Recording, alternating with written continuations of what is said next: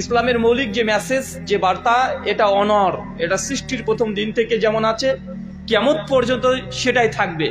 পরিবর্তন করার ক্ষমতা আমাদের নেই। আপনি মনে করতে পারেন যে বক্তারা তো সব একই ধরনের কথা বলে, আর এই কথা কতদিন যে শুনছি। জি, এই কথা আল্লাহ বলছেন।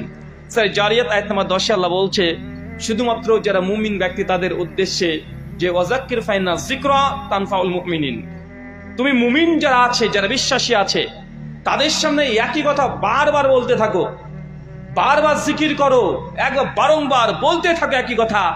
যারা মুমিন, যারা বিশ্বাসী, আল্লাহকে ভয় করে, অবশ্যই এই কথাগুলোর দ্বারাই তাদের হৃদয়ের মধ্যে ঈমানি জজবা এটা বৃদ্ধি পাবে।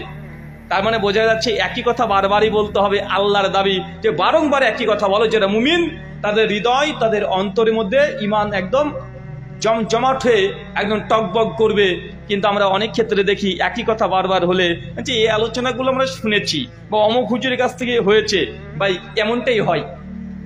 আর যদি বলেন যে না নতুন নতুন শুনবো, তাহলে এখন আমাকে বাংলাদেশে অনেক বক্তা আছে, এক একজন এক এক রকমের কথা বলে, যেগুলো কোরআনেও পাওয়া যায় না, হাদিসেও পাওয়া যায় না। আর ডিজিটাল যুগের ডিজিটাল জিকির আছে অনেক রকমের, জানেন তো, বসেন বসেন জিকির ভাইরাল আছে না ভাইজান? তো এগুলো নতুন এসেছে, মানুষ এগুলোকে খাচ্ছে। মানুষ যে এই তো এতদিন হচ্ছে জালসা।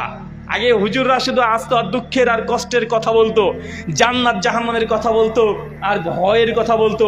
এখন বিভিন্ন রকমের বক্তা এসেছে, আর বক্তারা এসে হাসাচ্ছে, কত রকমের কাহিনী করছে। কোন বক্তা এসে বিড়ি খাওয়ার স্টাইল দেখাচ্ছে, এমন আছে না? নাই আছে না ভাইজান? কে স্টেজে এসে হুজুরে আলোচনা করছে, আর দর্শক শ্রোতার মধ্যে থেকে দৌড়তে দৌড়তে এসে হুজুরকে চুম্মা দিয়ে চলে যাচ্ছে, হুজুরকে আবার লাভ লেটার লিখে পাঠিয়ে দিচ্ছে। ভাই এরকম দেখা যাচ্ছে না এখন? মানে আমাদের ওয়াজ মাহফিল যেটা ছিল আমাদের অন্তরে হৃদয়ে ঠেসে দেওয়ার জন্য একটা প্রোগ্রাম, আলোচনা সভা, আজকে সেটা হয়ে গেছে মানুষের খোরাক। মানুষের মতো হাসবে, এই হাসির জন্য অনেক মানুষ আসে বা আসে কি আসে না?